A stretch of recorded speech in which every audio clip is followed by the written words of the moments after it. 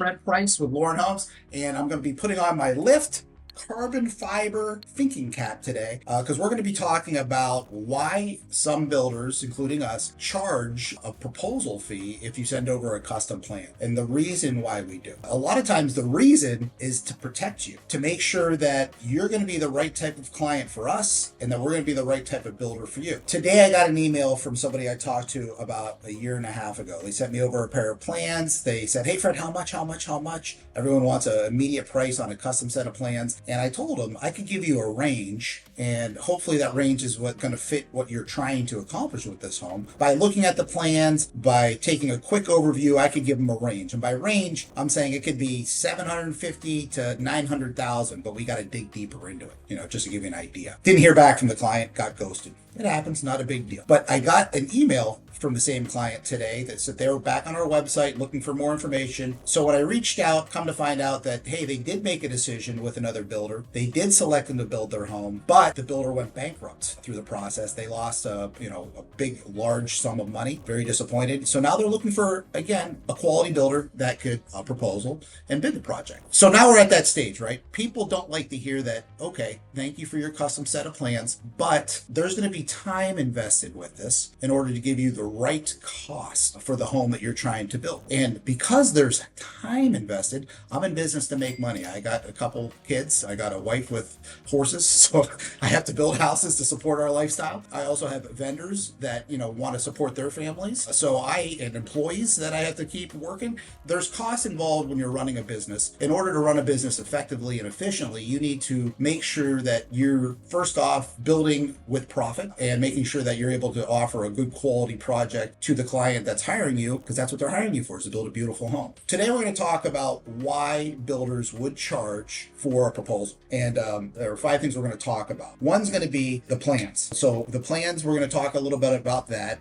the review parts of the plans. The second thing that we're going to talk about is the land evaluation, what goes into the land and to get it to the stages that we need to be. The third is going to be about selections and features and stuff like that go into the home. The fourth is going to be about orders and making sure that you're able to pre-order stuff. And the fifth is going to be about contracts and build times that are important also to clients, maybe financing conditions. I won't bore you too much, so I'll try to speed it up and go through all these things, but let's start off with this, okay? Customer sends over a set of plans. Fred, what's the price? Great, okay. And then I'll give them an idea saying, hey, I think it's going to take this amount of time in order for me to actually give you a fair proposal. We're going to charge a minimal cost to offset our time. At this stage in time, it shakes out a lot of people that are just shopping to waste time. When we put together a proposal, it's only going to be good for a certain amount of time too, because we're going to be ordering stuff if we earn their business. Our ultimate goal is not to make money on the proposal part. It's to earn their business and to shake out the shoppers or the time wasters at the beginning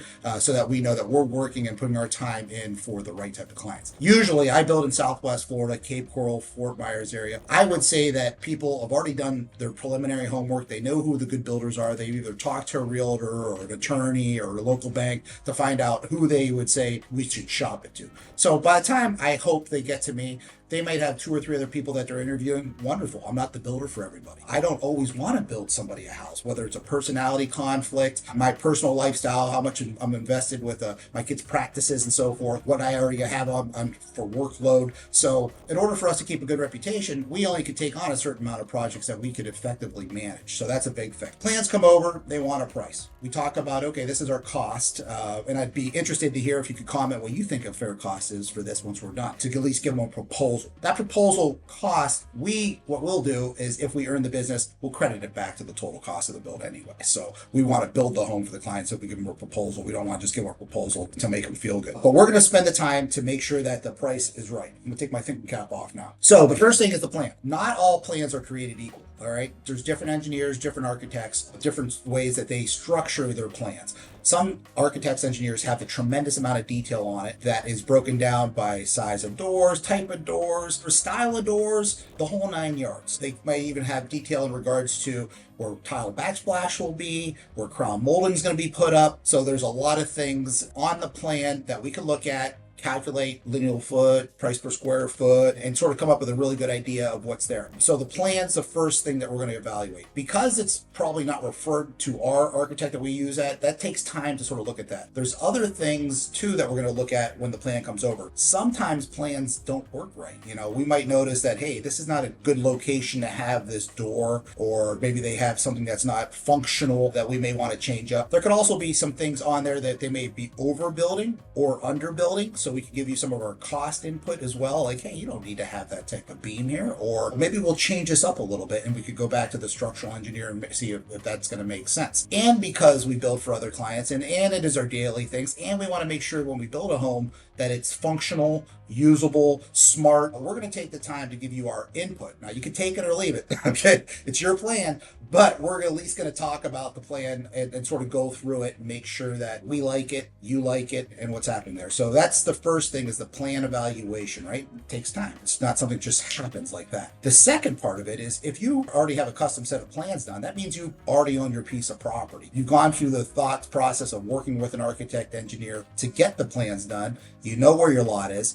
But now we want to do some homework on the lot too. Like, is the survey done on the property? How high is the property? How much clearing needs to be done on the property? Most of these properties have something unique about them that we may have to investigate. Are there public utilities? Are there not public utilities? So we have to calculate in a well or a septic system. Where is the power and where is it coming in from? How far away is it? Are there any other type of governmental codes or restrictions in that area? Maybe the architectural upgrades that we have to do that maybe the engineer didn't put on that, but we looked into and found out about. So the land evaluation is very important. I physically will get into my truck and drive to the project and walk the project to make sure that I don't see or notice anything that may, pop up a red flag that I have to budget for way before the proposal. Again, in the car, travel, checking it out, making the phone calls, all that time now invested with the land evaluation after we already did the looking at the plan and everything like that. So after we checked out the plan, step one, made sure that we don't see anything that's goofy, investigated a little bit further. Step two, get in the car, go drive by it, make sure that the land works and there's nothing else that we have to factor in, that we have all the information that we're going to need in order to put the proposal together. Then there's going to be step three, which is going to be selections and features inside of the home. So we have a beautiful showroom on Del Prado Boulevard in Cape Coral. You can come in, there's a ton of things to look at and select, but that goes in as much detail as you would like to go. On our website, we have like what we call our standard features, or which are really upgraded features anyway, but people want to have a baseline idea. Yes, there are impact windows that we always use. There's spray foam that we're using on all our homes now. We stucco the ceilings and the outside lanais, gives it a better finish and protects the homes better. We use dense glass, which is concrete boards in the showers. We tile all the bedrooms unless they don't want it tiled. So upgraded / standard features list is already on our website, but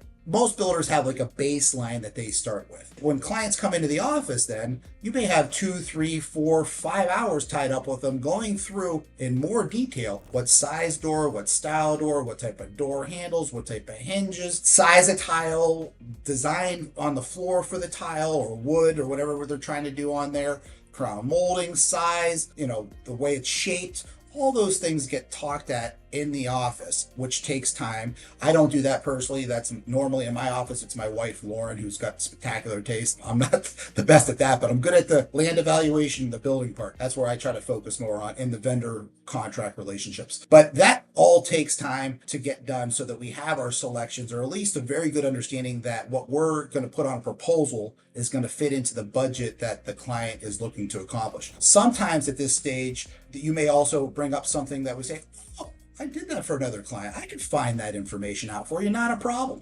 Or we may say, oh, how about this? We'll give you some suggestions, so we'll listen. It's a good sharing time to make sure that we're all on the same page. Again, we don't have a contract with you yet. We're spending all this time up front to hopefully earn your building business, okay? So that's part of this process. It's not something that happens quick. People think, oh, I got a plan, I want a price. Give me a price in a week, Frank.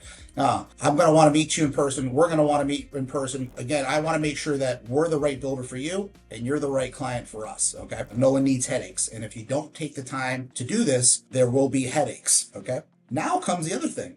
Let's make sure that our suppliers could honor the pricing, that we have that start a home. Let me preface that we have time frames, right? You're going to have plans are done, permitting, which is a governmental stuff. You have to get the approval to build. That could, who knows how long sometimes that could take. Sometimes it's quick. Sometimes it could be 60, 90 days.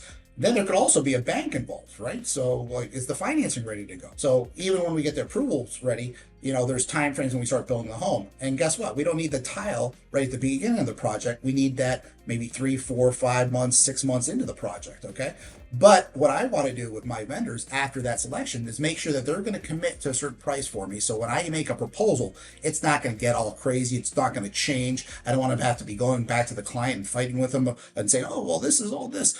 So we, at the time of our proposal, are ready to commit to our vendors, and they're ready to commit to us for pricing. So that's super important. Okay. So that takes a lot of time and a lot of effort after the initial meeting with Lauren at the office, going through what you like and what you don't like. Okay. And then the final thing I think that is very important is to then talk about contract. But we have our own attorney. He has contracts written up for us. We can go through that and explain it. A lot of times clients also have their own attorneys that want to review the contract. So we go through the contract with them. We explain that. We also explain timelines to clients, because when these type of custom homes get built in chunks. By chunks, I mean they get paid out in chunks. So as we get to slab phase, we get a draw from the bank, or they pay us cash. Then we get to the second phase where the roof is on and the windows in, and then we ask for another draw, and the bank either funds it or the client funds us. Then we get to the next draw, which may be drywalls completed on the home and all the rough electrical, rough plumbing, all that stuff is in there. We want to make sure that we spend enough time at that point as we give the proposal, or actually before we give the proposal, so that they understand what our contracts say. We're not going to be changing them and altering them, but we want to explain to them our contracts, why they're written the way they are, time frames. We also want to acknowledge who their lender is, if they're borrowing money from the client's perspective, or if they're paying cash, how that works. So all that's explained, all that takes time. Now the clients have worked with us, so they know that we're doing what needs to be done in order to get them their final proposal. And we feel confident as a builder that we have budgeted the project the right way so that we could finish the project, okay? Again, very scary down here in Florida when people contract with builders, they don't budget right, but the client hears a number and they get very excited about that number, and these builders go out to business, okay? So you need to spend the time with the builder up front to make sure that everything is budgeted correctly and it sounds like a reasonable number. If the price is too good to be true, it probably is, and time again has proven that. So to review again, don't be one of these people that have a custom plan that think that someone's going to turn around really quickly and give them a price. If they do, they're probably not the right builder. Okay, start looking for other people. Do your homework before you even start this process. Talk to a couple local builders, see who they're using for architects, engineers. A lot of times we have no problems referring that off so you could start the project, because we want to earn your business. We want to earn that trust. We want to explain how it works. Again, not every builder is the right builder. I have a lot of friends that are builders. I will refer them business if I'm too busy, if it's not in an area that I feel comfortable in building with, or maybe too far to travel to, so lifestyles change. So again, plan review is number one. Number two is going to be land evaluation that you're going to have to go through. Number three is selection and features. Number four, we're going to lock in all the prices with the vendors. And number five, review of contract, timeframes, financing, then proposal. And if that all looks good, you've already gone through our contracts say, everything like that, you sign that, get the proposal over to you, and now we start the ball rolling towards building you a beautiful new custom home. But remember, again, send me a plan. I will take a look at the plan. I'll give you a ballpark figure of where I think it'll fall, but we need to go through this process in order to get you an accurate figure if you're looking to build with me in Southwest Florida. But hopefully you find this information useful. You could take this with probably any nice custom home builder throughout the country. Again, my name is Fred Price with Lauren Homes. Put my thinking cap back on again. If you could like and subscribe to this channel, I greatly appreciate it.